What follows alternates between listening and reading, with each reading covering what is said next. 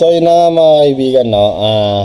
Ito yung video tutorial natin regarding sa kung paano pag-feed ng 250 GSM sa ating Epson L121, no. So umpisa na natin, wag na nating patagalin pa.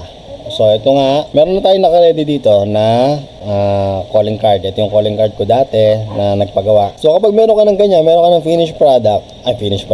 finished layout, no. Siyempre nakalapat na nakaganyan yan. So ako Photoshop ang gamit ko, no.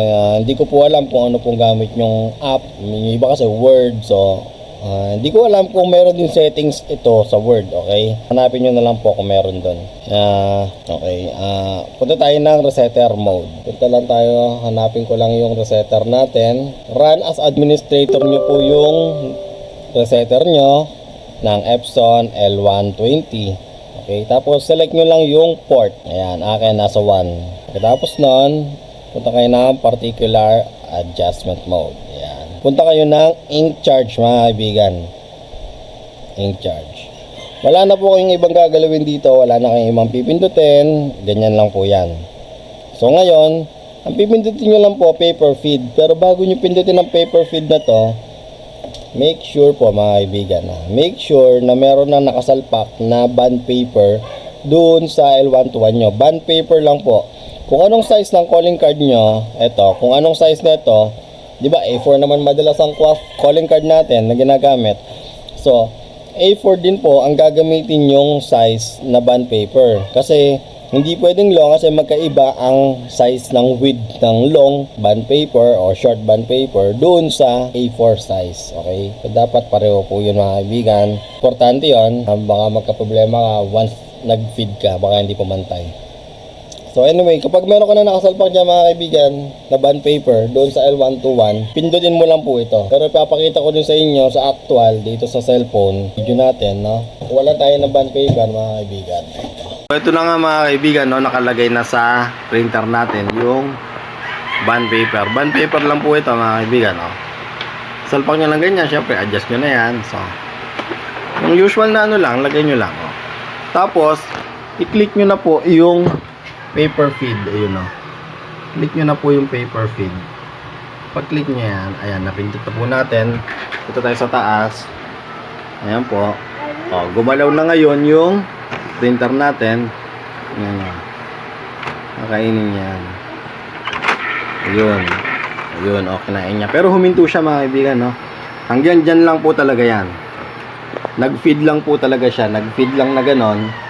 Kasi hinto na po yan mga kaibigan. Hanggang dyan lang po yan. Pag huminto na po ng ganyan mga kaibigan, ayun na po yung indication na pwede mo nang isalpak yung 250 GSM mo na calling card. Okay? Salpak mo na yan. Ito pala yung gamit ko. Pakita natin yung packaging. Ito. No? So ayan ang gamit ko. Wow, 250 GSM. Okay? So ito yan, meron tayong isa. Okay. Lagay lang natin to. So ito yan. Ang gagawin ng mga kaibigan, itutulak mo po. Sa ibabaw po siya. Sa ibabaw ha. Sa ibabaw mo siya ilagay. Itutulak mo lang po ng sagad. Pag huminto na po siya, ayun na po yun. Ayun na, makikita nyo mga kaibigan. Ayan. Ayun o, di ba gumagalaw? Tataas ko, bababa ko.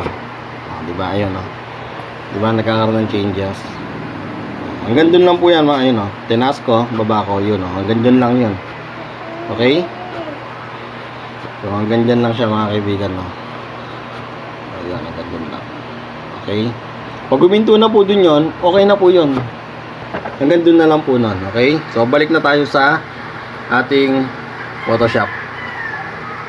So, ito na nga, tapos na nating mailagay yung bond paper na paper feed na natin. Tapos, nalagay na rin natin yung 250 GSM. Nasalpak na rin natin, nasagad na natin. So, balik na tayo dito sa Photoshop natin. O sa kung ano mang gamit nyo. Saka natin ipiprint po yan. Pagka-print na po na ganyan, ako kasi meron na ako nakaset na settings. Kasi dati pang ginagawa, no? May nakaset na akong settings dito. So, punta akong print settings. Ayun, calling card feed method.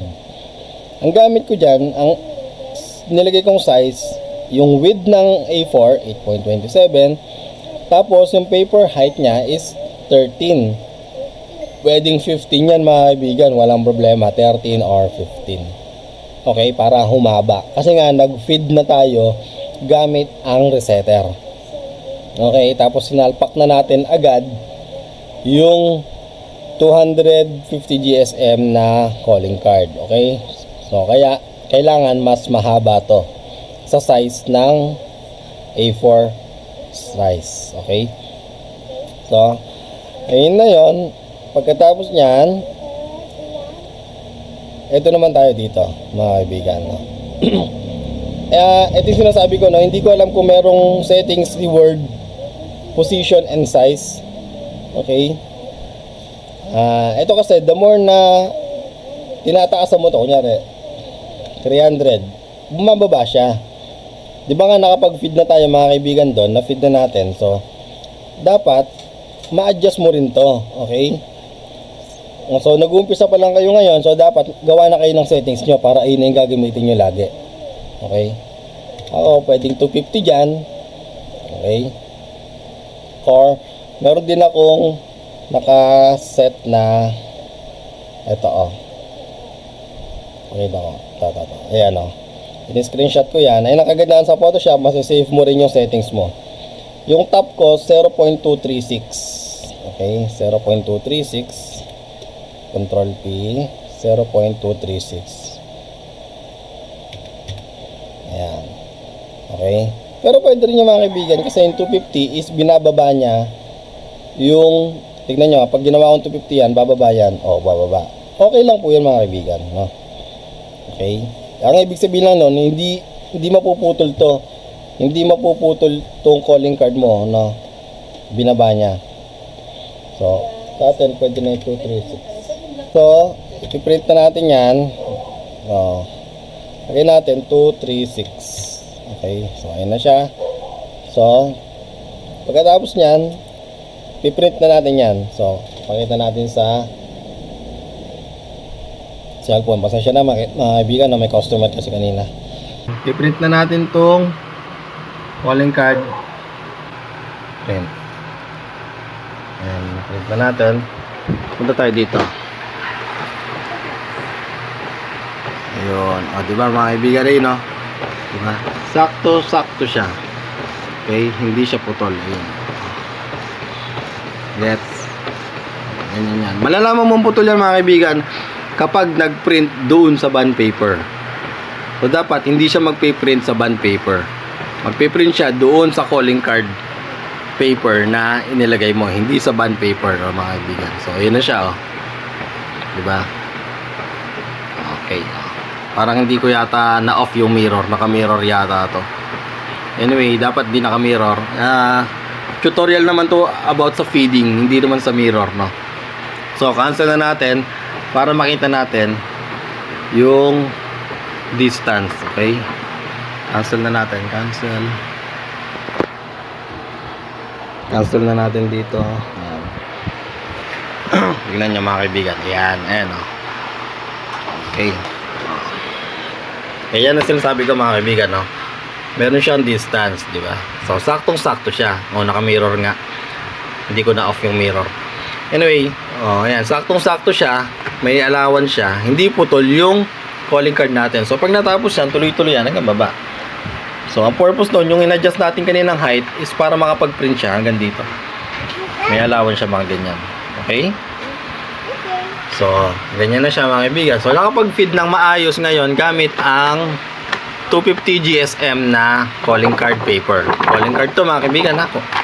O sabihin nyo kung ano. So yun na nga mga kaibigan, no? Nakita nyo na kung paano tayo mag-print ng 250 GSM gamit si Epson L121, no?